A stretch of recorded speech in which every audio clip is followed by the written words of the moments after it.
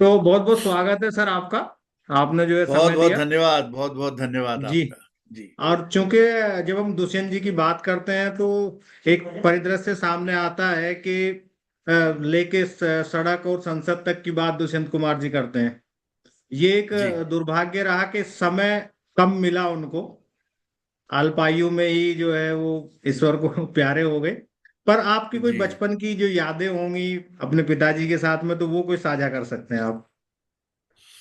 जी, बहुत सी यादें हैं। हालांकि ये हुआ कि मैं चूंकि बोर्डिंग स्कूल चला गया था, और जब जी। मैं बोर्डिंग से लौटा हूँ और कॉलेज में आया हूँ तो बमुश्किल 2-3 साल उनके साथ बिता पाया। और जब छोटा जी। था तो इतना छोटा था कि उनसे बहुत ज्यादा कुछ चर्चाएं नहीं हो पाती थी। तो जी। कुल जमा मेरे हिस्से, जब मैं हॉस्टल से लौटा हूँ 11th पास करके, और फिर जो 2-3 साल मुझे मिले हैं, तो वो उसकी बड़ी बहुत बहुत खूबसूरत यादें हैं। और सबसे पहली और प्रमुख जो मैं बताना चाहूंगा कि एक पिता के रूप में वो एक अद्भुत पिता थे। मतलब जो आप आदर्श पिता की कल्पना कर सकते हैं। मतलब जी। पहले तो ये सोचे कि अपने सीमित संसाधनों में उन्होंने हमें बोर्डिंग स्कूल पढ़ने के लिए भेजा। जी। आप सोचिए कि बोर्डिंग स्कूल के खर्चे होते हैं, और जी। वो कोई एक एक हम लोगों का परिवार, मतलब माता जी के अलावा मेरी एक बड़ी बहन थी, मेरा एक छोटा भाई था। 5 लोगों को एक सरकारी नौकरी में उनकी परवरिश करना, और बावजूद इसके ये सोचना कि अपने बच्चों को मैं श्रेष्ठतम शिक्षा दूंगा। तो ये सब अपने आप में वो बात दिखाती है कि एक पिता की जो जिम्मेदारियां होती हैं, वो कितनी खूबसूरती से उन्होंने निर्वाह किया उसका। जी। तो आप यादों की बात कर रहे थे, तो पहला तो ये था कि जब मुझे वो बोर्डिंग स्कूल छोड़ने जा रहे थे, हम लोग बस से गए, तो आ, मैंने मतलब उन्हें हमेशा एक बिल्कुल चट्टान की तरह मजबूत आदमी देखा है। पर जब वो मुझे स्कूल में छोड़ के जा रहे थे तो मैं तो जाहिर है कि दुखी था ही कि बोर्डिंग में मुझे रहना है अगले 5-6 साल। मैंने पापा की आंख हल्की सी नम देखी, पर उन्होंने मुझे नहीं दिखाई।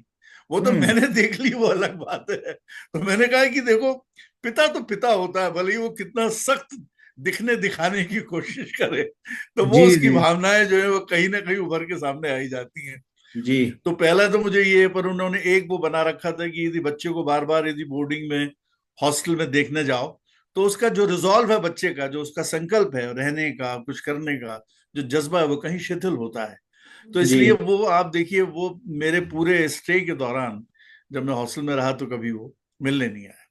खैर, अब मैं स्कूल से अब मैं आता हूँ, कॉलेज में आता हूँ। तो जी। जब मैं कॉलेज आता हूँ यहाँ पर, तो कॉलेज मेरा भोपाल में ही है। पापा भी भोपाल में ही पोस्टेड थे। जी। पर पापा इतने सोशल आदमी थे, दुष्यंत जी इतने सोशल थे, आप कल्पना नहीं कर सकते। मतलब जितने वो खूबसूरत थे उतने ही सोशल भी थे। हम्म। मतलब एक भीड़ लगी रहती थी शाम को अ, उनसे मिलने वालों की। और तरह तरह के काम उसमें, ऐसा नहीं कि सिर्फ साहित्यकार होते थे। साहित्यकार तो होते ही थे, पर जी। साहित्यकारों का समय थोड़ा और लेट शुरू होता था। पर जो ऑफिस से आते थे उसमें ज्यादातर लोगों के काम करवाने लोग ज्यादा होते थे, जिनको काम करवाने होते थे कि साहब फला मंत्री से बोल दो या फला उससे बोल दो। और वो भी बहुत मजे से, चूंकि उनके संपर्क थे, तो वो सबके जो है कि अधिकारियों से ये वो, और सबके काम बड़े खुशी खुशी करते थे। और इसका जी। हमने वो देखा कि जब उनकी डेथ हुई, आप उनकी अंतिम यात्रा में तरह तरह के लोग शामिल थे, हर तरह के। उसमें छात्र भी थे, उसमें वो भी थे जिसको उन्होंने ऑटो फाइनेंस करवाया था, उसमें जी। वो भी थे जिनका उन्होंने ट्रांसफर करवाया था। ऐसे ऐसे लोग जो थे बाद में आके हम लोगों से मिले, तो समझ में आता था कि उन्होंने जिंदगी भले ही, जैसा आपने इशारा किया, छोटी जी हो, पर जी। उन्होंने भरपूर जिंदगी जी है। मतलब मैं तो ये कहूंगा कि एक जिंदगी में वो 3-4 जिंदगियां जी के चले गए। उसमें जी। वो साहित्यकार का रूप भी था, पिता का रूप भी था, दोस्त यारों वाला भी रूप रूप था, उनका पति का भी था, प्रेमी का भी था। बहुत सारे उनके रूप थे जो कि उन्होंने एक साथ जी। 42-43 साल की उम्र में जी के वो चले गए। हाँ मेरी यादों और में एक बड़ी एक प्रमुख याद और है कि, हाँ बताइए, जी। बोलिए। हाँ, नहीं, मैं जैसे जिक्र किया कि चूंकि जो साहित्यकार होता है, जो लेखक होता है, वो कहीं नहीं जाता, वो अपनी रचनाओं के माध्यम से हमारे आसपास ही रहता है। जी तो हाँ, ये दुष्यंत जी बात की तो है। रचनाएं भी। ये बात तो है। ये तो है ही कि आप को हमेशा जो आपका जो अवदान है, आपका जो योगदान है, आपने समाज में, साहित्य में जो किया है, वो तो यही रह जाएगा। और जी। उसके जरिए यदि यदि आज दुष्यंत जी को यदि इतनी मोहब्बत मिली है, इतना प्यार मिला है, मैं एक छोटा सा उदाहरण दूं कि उनकी जो किताब है, एक छोटी सी, आपने देखी होगी, साय में धूप, जो उसमें जी, मैंने गजलों का पढ़ी है, संकलन है। मेरे पास रखी है, मैंने खरीदी है उसको। हाँ, रखी होगी। जी उसके 75 एडिशन निकल चुके हैं। जी हिंदी कविता की किसी किताब के आज तक इस देश में 75 एडिशन नहीं निकले हैं किसी जी कविता संग्रह की। उपन्यासों के निकल जाए, चूंकि उपन्यास के पाठक होते हैं, पर कविताओं के इतने पाठक नहीं होते, जिसकी जी 10 लाख से ज्यादा प्रतियां बिक चुकी हैं।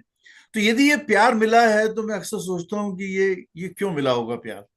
और इसका मुझे कारण यही लगता है कि जब आम आदमी को उनकी जरूरत थी तो वो उस आम आदमी के साथ खड़े हुए थे और जोखिम उठा के खड़े हुए थे, और सरकारी नौकरी में थे और सरकार के खिलाफ इमरजेंसी में उन्होंने बहुत दबंग दबंग तरीके से उन्होंने एक आम आदमी की आवाज उठाई। तो ये जो मोहब्बत उनको जो मिली है, ये मुझे लगता है उसका प्रतिफल है जो उन्होंने अपने कवि धर्म को निभाया है।